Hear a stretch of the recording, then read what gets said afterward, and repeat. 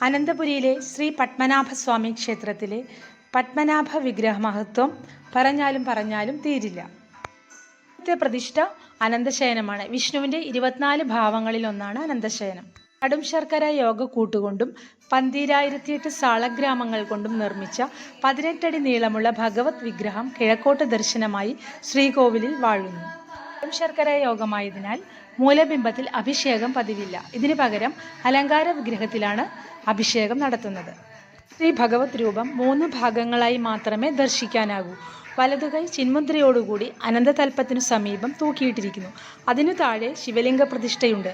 ഭഗവാൻ ശ്രീ മഹാദേവനെ നിത്യവും പൂജിക്കുന്നതായി സങ്കല്പം. അനന്തന്റെ പത്തി കൊണ്ട് ദേവന്റെ മൂർധാവ് മൂടിയിരിക്കുന്നു. ശ്രീ പത്മനാഭന്റെ നാഭിയിൽ നിന്നും പുറപ്പെടുന്ന താമരയിൽ ചതുർമുഖനായ ബ്രഹ്മാവിന്റെ രൂപം കാണാം. ഒരേ ശ്രീകോവിലിൽ ത്രിമൂർത്തികളുടെ സാന്നിധ്യം ഈ ദേവാലയത്തിന്റെ പ്രത്യേകതയാണ്.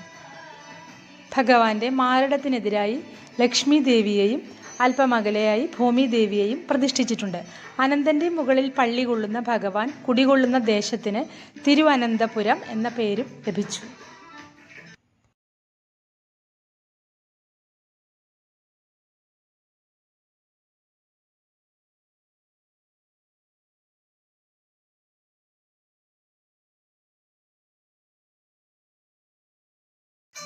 പത്മനാഭ